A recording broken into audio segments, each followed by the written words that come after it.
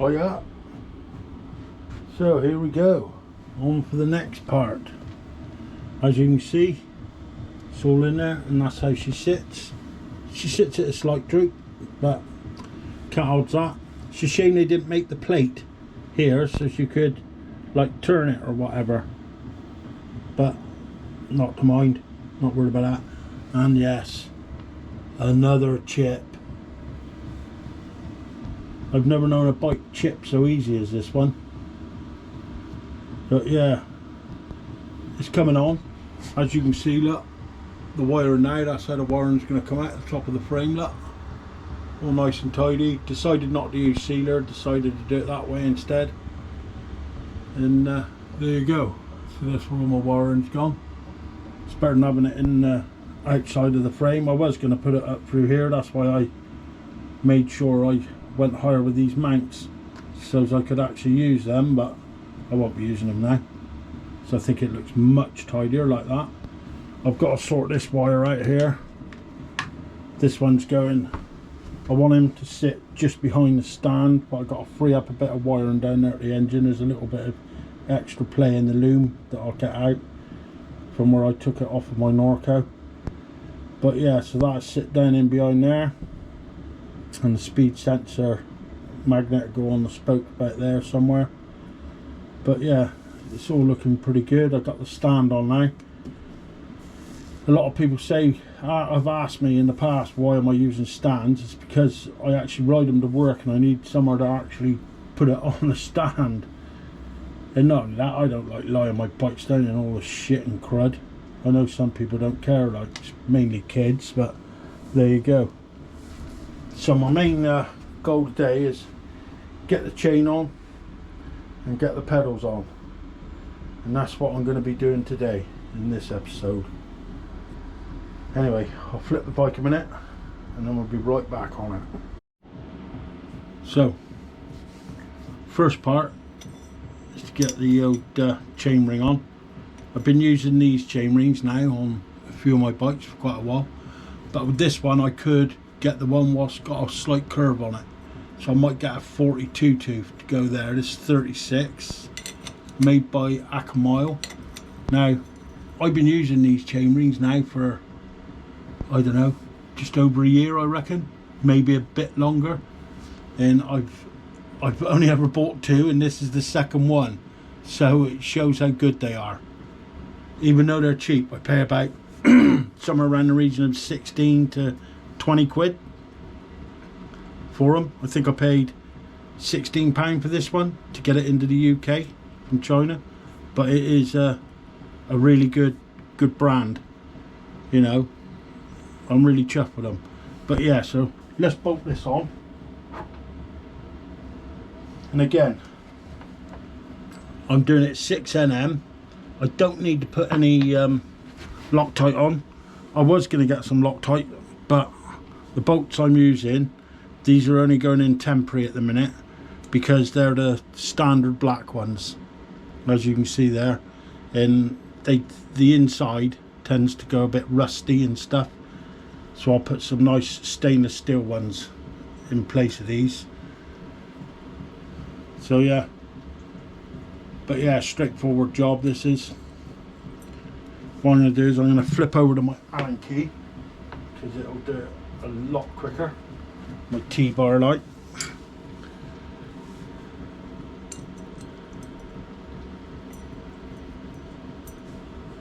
But yeah, so these bolts, because they're like, you know, left open to the elements, you can change them dead easy one at a time. Only I just had a quick look through my assortment of gear I got here, and I haven't got no stainless steel, so I've got loads of them but not in stainless. I got chrome, but chrome ain't no good. Stainless is the best way to go. It's like whenever I got to replace a bolt on a bike, if I can get away with it, I'll always get stainless. It's just much better. So I just zip these up. Always go across, don't go straight round. So go across to wherever you've been working. It's a bit awkward with 5 bolts. but you get the gist. It's like putting a car wheel on. There you go, one more to nip up. Now sometimes I can't get the torque on it, not without the chain on, so the chain will be going on next anyway. So I'll give it a quick try, just see if I can. Yeah, I can. What I like about this little torque wrench, if you can see it clear enough in the camera, you'll see as I hit the torque, this stays still like that, and like that, and like that, and like that, and then just go back around, check them all.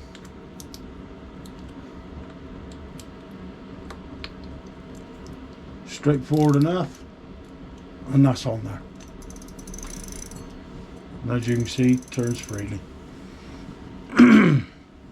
But yeah, I do like these. It looks really close to that part there. That's the only bit that sticks out. So all I do is put the chain on top, just in case I have to put a spacer. You never know. But yeah, I thought I'd try out the 42-inch just to see what it's like. Anyway, I'll get back to you in a sec once I find my chain. Sorry about that, forgot to turn my camera on. Anyway, I've got the chain in. You've got to make sure you get it in the right loops in there. There's some little cradles, and I've done it many a time, put them on, had to take them off, put them back on again. But yeah, so I'll show you the chain going on.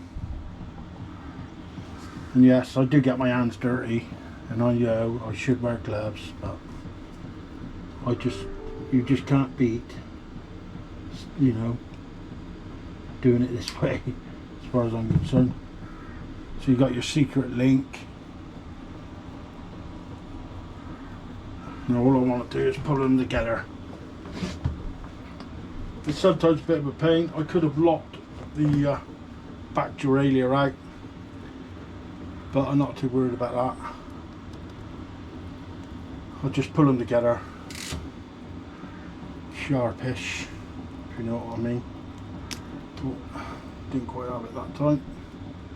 Had my finger in the way. Right, let's try again.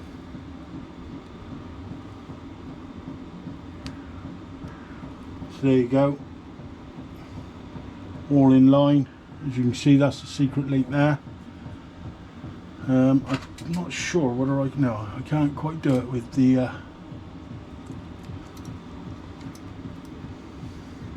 what I need is a pedal on there, and then it'll bang in. I'll just grab one a sec. Well, the crank arm.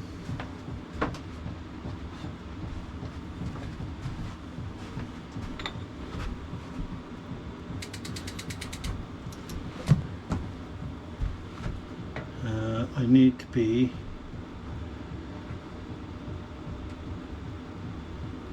more in line. Yep.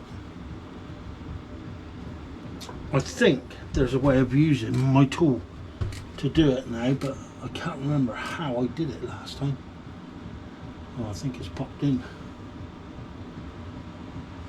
No, it hasn't quite. So I can just see it there.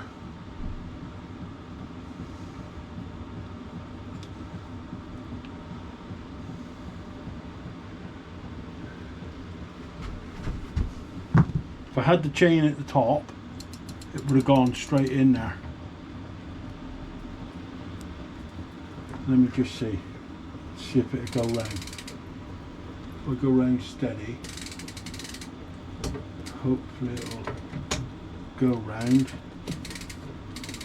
What I'm trying to do is bring it onto the bottom, because that's where I'm going to put the pressure, so you'll actually see it. See if I can get on it so you see it go in. So that's it there. I'm just trying to get the camera a bit better on it if I can. Right, okay. I've got to remember which way to get the pressure. Right. So that's the link that's got a lock. This one here. Okay. And there you go. It's as simple as that. And that's it. That's the chain on. Straightforward enough. Now it should run a bit smoother. Yeah. And there you go. I mean, I'll have to set up all of the derailleur. I'll have to set all the derailleur up, because this will be a slightly different angle, I should imagine. Let's have a look at her. Yeah, I think the chain line's going to be not too bad, but looking at that, I mean, that's the highest gear at the minute. So yeah, it might not come out too bad, that curvature. Anyway, what I do is get the cranks on now, and then flip her up the other way. I'll just get all the bits and I'll be right back. So here you go. Now don't forget your right and your left. My bike's upside down, so this is my right. Basically put a bit of I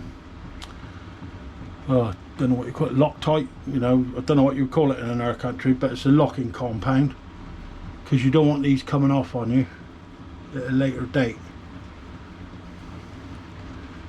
Like everything I do, I screw up as much as I can by hand to make sure I'm not going to destroy any thread anywhere. But that's him. These are a bit blingy, what I'm using here.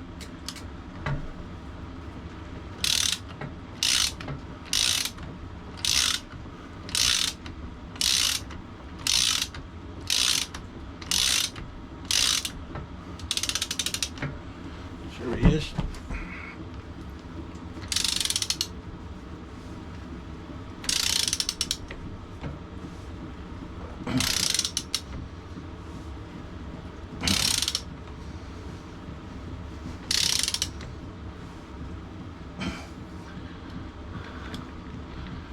So that's him. He's cracked up.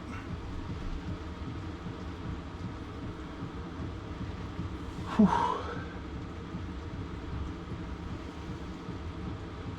Takes some doing.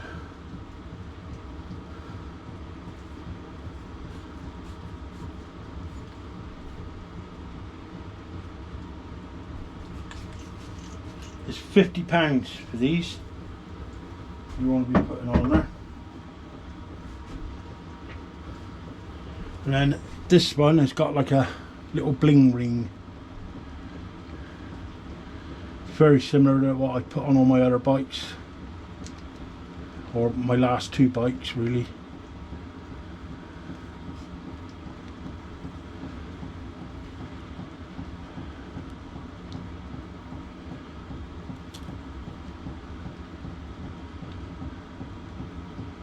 These didn't come, some of them come with a little rubber seal in there, but these didn't come with it because they're supposed to be self-extracting bolts. I'll have to get my special pliers out a second.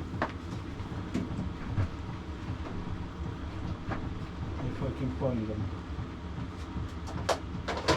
There they are.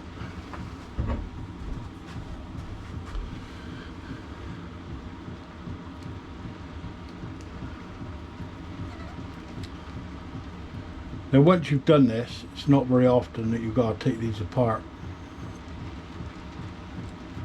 In fact, it's pretty much unusual.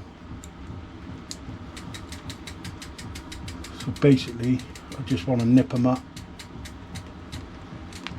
And there you go. That's nice and tight. And there you have it. Simple as that. Do the other side, and then I'll come back to you. There you go. I've got to turn the camera on again, but just doing the other side now.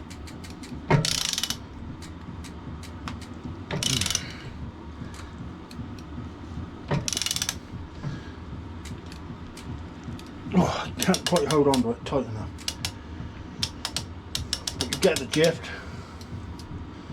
Yeah, I'm not gonna get a grip on that. Turning it that way. Let's see if I can get behind it and do it. There you go. Hear it? That's it. Just like that. Now I've got to spin that one out again. And put my bling ring one in. So basically I'm putting all the pressure on an old one. So I just spin him all the way out. Should come now. Yeah. Let's put that up there.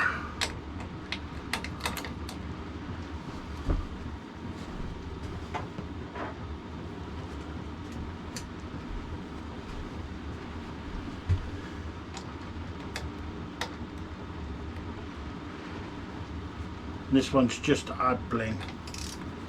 That's all I'm doing it for.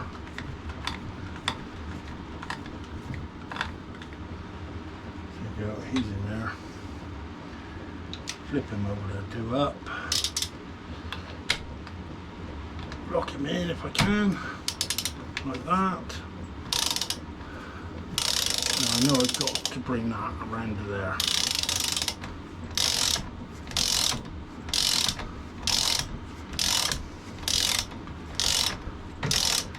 There she goes. Oh.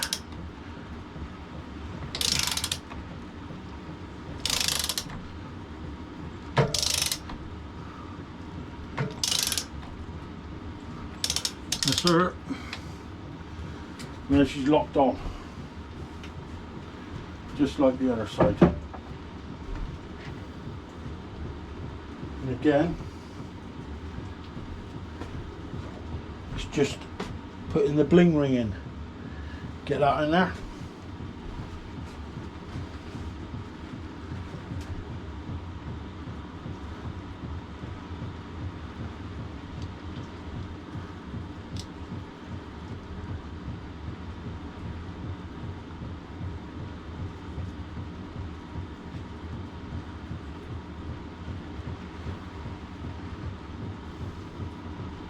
Special pliers in. And they're like that. They are awkward things, these. If I did this all the time, I think I would make a special tool for them, because it would just be a lot easier. But there you go. That's all locked in now. As you can see, runs nice and freely. So we're getting there now. Right. Next I've got to sort the pedals. Now they do torque on, but I'm not sure of the torque on them. And bike pedals is the same as your other piece, you know.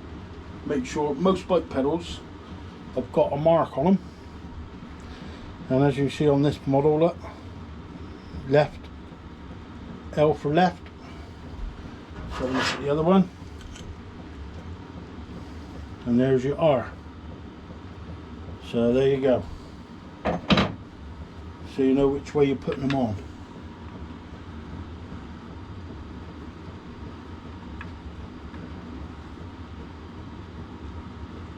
It's basically because these are the parts that, you know, get a beast in as such. So basically these are the ones that you need to have right. If I'm right, I think it's a 6mm on these. I could be wrong. No. Think of somewhere I can turn this. And for now I'll just do these up as tight as I can by hand, and then I'll find my original torque setting for them. because there will be a torque setting for these, but I just can't remember what it is at the minute, so I'm just going to nip them up, and then before I actually take the bike out anywhere, I will re-torque everything anyway.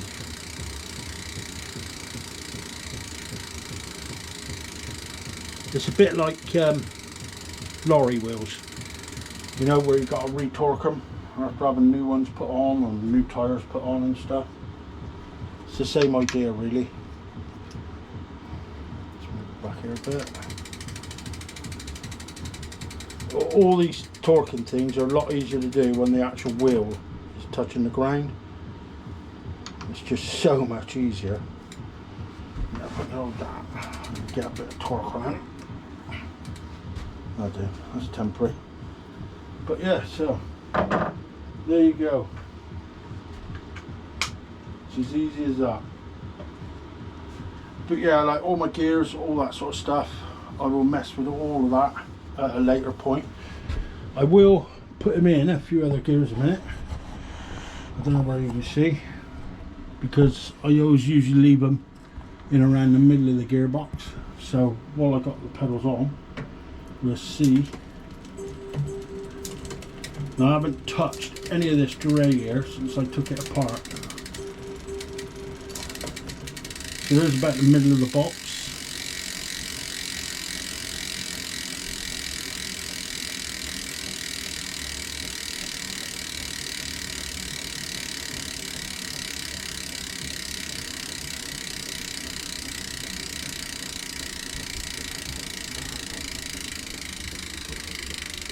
Now let's have a look at the chain line. Not bad. That is not bad. I don't think I'm going to have to mess with that chain line at all. That is pretty good. Anyway, I'll catch you again in the next one. Stay safe out there and get out and ride.